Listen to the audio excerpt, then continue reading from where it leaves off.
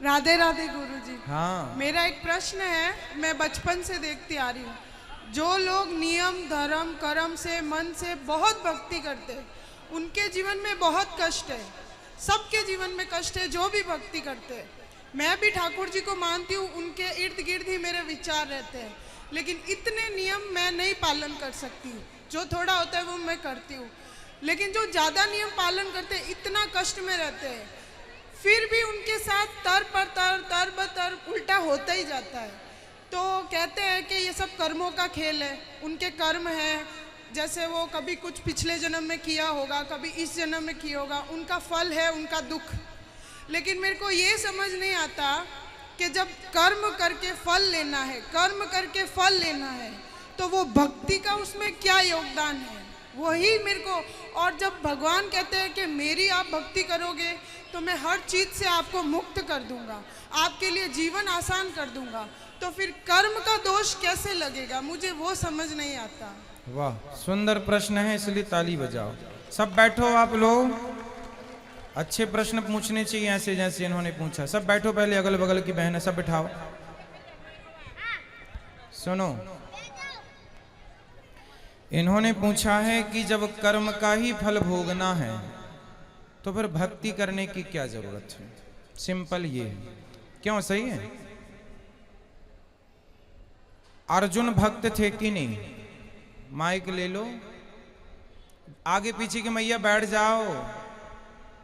अर्जुन भक्त थे कि नहीं? जी। थे ना। लेकिन अर्जुन को भी 12 वर्ष का वनवास जाना पड़ा। 12 साल तक जंगल में रहना कोई सरल काम तो नहीं है। 1 साल अज्ञातवास, जंगल में रहना, किसी के दास दासी बन के रहना सरल काम तो नहीं है। जबकि अर्जुन जैसा भक्त कौन होगा? फिर भी उन्हें कष्ट उठाना पड़ा। भगवान राम तो स्वयं भगवान थे, 14 साल का कष्ट। माता सीता तो साक्षात लक्ष्मी थी, फिर भी दर दर की ठोकर जंगल में लकड़ियां काट काट के बच्चों का लव कुश का लालन पालन किया। इसी प्रकार अब आप कहते हैं कि जब हम भक्ति करें तो फिर कर्म ही का फल भोगना है, तो भक्ति का अर्थ क्या? बात ऐसी है बेटा कि कर्म तो अपनी जगह है, कर्म तो हमें भोगनी है, हमें भी भोगना है, आपको भी भोगना है। भक्ति सिर्फ इसलिए की जाती है, इसलिए नहीं की जाती कि भगवान हमें पैसे वाला बना दें, भगवान हमें धन धान्य से भर दें, घर में सब कुछ हो। भक्ति का मतलब पैसा पाना नहीं, भगवान से बेटा बेटी मांगना नहीं। अरे भगवान की भक्ति आपको जो देगी, कोई कर्म में इतनी ताकत नहीं है कि आपको वो दे सके।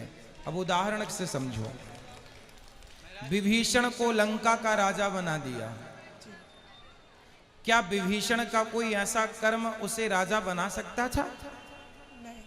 कर्म अच्छे करता था फिर भी लातें खाता था, रावण लात मार के निकालता था, उसके कर्म का भी उसे दंड मिला। पर भगवान की भक्ति जो की, उस भक्ति का भी फल, कर्मों का फल यदि मिलता है तो भक्ति का फल भी मिलता है। थोड़ा सा देर है। विभीषण को भक्ति का फल मिला। उस कोई व्यक्ति ऐसा कितना कर्म करता कि वो लंका का राजा। भगवान कर्मों के फल को नहीं देखते कि तुमने भक्ति हमारी कितनी की। जब भक्त शरण में चला जाता है तो भगवान भूल जाते हैं कि कितना बड़ा पापी और पतित है, उठा करके राज सिंहासन पर बिठा देते हैं। दूसरा सुग्रीव, सुग्रीव भी लातें खाता था भाई की, दर दर की ठोकर खाता था, उठा के बिठा दिया। तो भगवान बेटा, भगवान जो दे सकते हैं कोई नहीं। इसलिए गलती हम लोगों की है कि हम उम्मीद क्या करते हैं, हे भगवान हम तुम्हारे इतने बड़े भक्त हैं, तुमने हमें बेटा भी नहीं दिया। हे भगवान हम तुम्हारे इतने बड़े भक्त हैं, रहने को घर भी नहीं दिया। हे भगवान तुम्हारे हम इतने बड़े भक्त हैं, हमारा पति नहीं सुनता, बेटा नहीं सुनता। भगवान की भक्ति का मतलब ये नहीं कि तुम्हारा बेटा सुने, तुम्हारी बेटी सुने, तुम्हारा घर बन जाए। जो भाग्य, सुदामा ने सारी जिंदगी गरीबी देखी है, क्या सुदामा से बड़े भक्त आप और हम हैं? क्या हो सकते हैं? नहीं। लेकिन सुदामा से ज्यादा हमारी शिकायतें हैं। सुदामा की तो एक भी नहीं थी, सारी जिंदगी भीख मांगकर गुजारा किया, सारी जिंदगी भगवान की भक्ति की, और मांगने नहीं गए, 4 मुट्ठी चावल अपनी हैसियत के अनुसार देने गए। जब सारी जिंदगी उन्होंने भक्ति की और फिर भी गरीबी में रहकर शिकायत नहीं की, तब भगवान ने देखा कि भक्त पक्का है। 50 रुपए का घड़ा जो खरीदती हो ना मेरी बहन, उस घड़े को भी कुम्हार हफ्ते भर पकाता है भट्टे में, महीनों तक पकता है वो, कम से कम 10 दिन की आग तो देता होगा, तब जाके वो काले से लाल होता है, माटी पक जाती है तो लाल हो गया। अरे घड़े को भी पकने के लिए आग में उसे डालना पड़ता है। तो भगवान जब अपने भक्त को पकाएंगे तो थोड़ा तो दुखों की आग में तपाएंगे कि देखें कितना कच्चा कितना पक्का। इसलिए हर हाल में गोविंद का स्मरण करो और ये मत कहो कि हमें भगवान से कुछ चाहिए। लोग कहते हैं कि भगवान के भक्तों को दुख मिलता है। अरे जो भगवान का सच्चा भक्त हो जाएगा उसे पता ही नहीं चलेगा कि दुख क्या चीज है, उसे तो सुख ही मिलेगा। गोपियों को भगवान की याद में रोने में भी सुख था, कैसे कहें हम कि ये दुख था। इसलिए जो हो गया उनका वो दुख तो है ही नहीं। दुख तो वो लोग दुखी हैं जो कोठी बंगलों में रहकर भी जो ईश्वर को भूला पड़ा है वो सब दुखी हैं, और जो ईश्वर की शरण में है याद कर रहे हैं सब सुखी हैं। अब उस सुख को आप दुख मान रहे हैं वो अलग विषय है। इच्छाएं ज्यादा है ना बेटा आपके अंदर, इसलिए वो इच्छाएं आपको दुखी बनाती रहती। इच्छाएं छोड़ के एक बार शरण में चले जाओ, वो कभी ना पाया होगा आपने जो शरण में जाकर के प्राप्त हो जाएगा। एक बार सच्चे होकर जाना।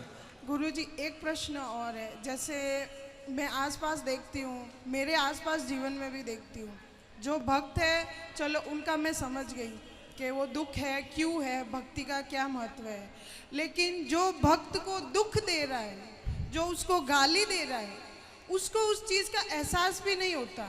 मुझे नहीं समझ आता वो क्या सोचता है, वो ऐसा क्यों करता है, और उसका पूरा जीवन अच्छे से चल रहा होता है और वो भक्त रो रहा होता है, और उसका पूरा जीवन अच्छे से चलेगा। अगर उसको सजा मिलेगी तो वो भी मरने से कुछ दिन पहले, तो उसका जीवन तो मज़े से गया, और भक्त का पूरा जीवन रोने में या कष्ट में तकलीफ में गया। तो फिर उसका भक्ति न करना या करना, उसमें क्या उसमें अंतर हो गया। फिर वो तो दुख दे के मज़े कर रहा है, अंत में 4 दिन भुगत लिया और फिर चल लिया। वो बेचारा भक्त पूरा टाइम रोता रहता है, गाली जो खाता भक्त होता है ना बेटा, आप किसी भक्त को जाकर पत्थर मारिए, आप किसी भक्त को जाकर के लाठी और जूते से मारिए, तो मारने वाले की तरफ भक्त जब देखता है ना तो वो ईश्वर से प्रार्थना करने लगता है, हे भगवान इसने मुझे जूते मारे हैं, हे भगवान इसने मुझे पत्थर और लाठियां मारी हैं, हे भगवान इसे क्षमा कर देना। क्योंकि भगवान बड़े गुस्से में आ जाते हैं जब कोई भक्त को मारता है। पर वो भक्त, आज की कथा सुनी आपने, द्रौपदी के 5 बेटों को मार डाला था अश्वत्थामा ने, और भगवान ने पूछा कि बता क्या करूं इसके साथ, तो द्रौपदी ने क्या कहा, छोड़ दो छोड़ दो। कोई भक्त यदि बदले की भावना रखे बैठा है तो भक्त हो ही नहीं सकता। भक्त तो ये चाहता है कि इसने गलती की है पर भगवान इस पर क्षमा करना, और भगवान क्षमा करते नहीं हैं। विभीषण को लात मारा रावण ने, मारा लात मारा भगवान ने, भगवान को भक्त को भगवान ने कहा रावण तुमने मेरी छाती में लात मारे होते ना मैं तुम्हें माफ कर देता, तुमने भक्त को मारा है इसलिए माफ नहीं सर्वनाश करूंगा, कर दिया। एक बात बताओ कि जब तक रावण ने विभीषण को लात नहीं मारा तब तक राम जी ने लंका में एक भी बाण छोड़ा हो, एक भी नुकसान किया हो लंका का, तो मुझे बताओ। रावण ने सीता मां को चुराया, जयंत ने सीता मां के चरणों में चोंच मारी थी तो बाण छोड़ दिया था, त्रैलोक्य में जयंत को बचाने वाला नहीं मिला, चरणों में चोंच मारी थी केवल, और रावण तो पूरी सीता उठा कर ले गया। तो क्या राम जी बाण वहीं से बैठे बैठे ना मार देते, रावण तो मर जाता। लेकिन नहीं, राम जी ने कहा कि रावण भले मेरी पत्नी का हरण किया हो, लेकिन मेरे भक्त को रोटी खिलाता है विभीषण को, इसलिए मैं बाल भी बांका नहीं करूंगा। लेकिन जब उस भक्त को लात मारा तो राम जी ने सर्वनाश कर दिया। भगवान कहते हैं तुम मुझे लात मार दो, सह लूंगा, मेरे भक्तों को मारोगे विनाश कर दूंगा। इसलिए मेरी बहन, आप जो कह रही हैं कि भक्तों का अपमान करके लोग मजे से रहते हैं, नहीं, उनको जब मिलेगा ना दंड, भगवान थोड़ा सा देर, God mills grind slow but sure, ईश्वर थोड़ा धीरे चक्की चलाते हैं। पिसता है उनके घर आटा धीरे, पर पिसता जरूर है। हिसाब तो पाई पाई का रखते हैं ना भगवान। जब देंगे ना तो खूब नानी याद आएगी। और आप ये मत सोचो जैसे मैंने, आप भक्त हो और मैंने आज आपको अपमानित किया, आपको मारा मैंने, तो आप तो भक्त हैं, आप तो मेरे से कोई ना कुछ ना कहेंगे और मैं तो मौत से रह रहा हूं। लेकिन मेरे जीवन के आखिरी तक और जो अगला जन्म होगा, वो सारे जन्म में इस जन्म का ये दंड भोगना पड़ेगा। कोई अंधा है, कोई लंगड़ा है, कोई बहरा है, क्यों है? किसी जन्म का तो हिसाब चुक रहा है ये। क्यों लोग घिसट घिसट के चल रहे हैं? क्यों चप्पल पांव में ना पहन के हाथ में पहनना पड़ रहा है? ये आज का ही कर्म दंड थोड़ी है, ये किसी ना किसी जन्म का कर्म दंड ही तो भोग रहा है। तो ईश्वर के घर देर है, अंधेर एक प्रश्न और लास्ट, जैसे भगवान कर्म की सजा देते हैं, उसको सजा मिल रही, वो पूरा जीवन सजा ले रहा है, लेकिन उसको ये ज्ञात ही नहीं है कि उसको सजा क्यों मिल रही है और वो गाली दे रहा है, तो उस सजा का क्या फायदा? ज्ञान नहीं हो सकता बेटा, ये तुम्हारे और हमारे हाथ में नहीं है, यही तो ईश्वर के हाथ में है। मिलेगा बस, ये श्योर है, ये कन्फर्म है, बट ये नहीं कन्फर्म है कि आपको किस दंड पाप का। भीष्म पितामह को बाणों की सैया मिली। भीष्म पितामह ने कहा कि मैंने तो कोई पाप नहीं किया, मैंने तो कोई अपराध नहीं किया, मैं तो अपने 20 जन्म पुराना मैं जानता हूं। भगवान ने कहा 20 जन्म तक तो जानते हो, 20 जन्म के पहले 21वां जन्म देख लेते तो मिल जाता। एक सांप को कांटों के ढेर में फेंक दिया था 21 जन्म पहले, उसका दंड आज मिल रहा है भीष्म पितामह को। तो हमारी और आपकी सोच, हमारी और आपकी बुद्धि से ईश्वर का न्याय परे है। महाराज जी, जैसे मेरे जीवन में है, मेरे साथ कुछ बुरा होगा, कुछ समय के लिए बुरा लगेगा, लेकिन मैं सोचूंगी कि शायद ये मेरे कुछ कर्मों की सजा है, फिर मैं माफ़ी भी मांगूंगी, तो क्या मुझे वो माफ़ी मिलेगी उस भाव के साथ, उस फील के साथ? यदि हमने कोई अपराध किया हो और हम सिर्फ भगवान की शरण में चले जाएं, तो भगवान कहते हैं सन्मुख हो ही जीव मोहि जबहि, जन्म कोटि अघनासहि तबहि, अघ मीन्स पाप।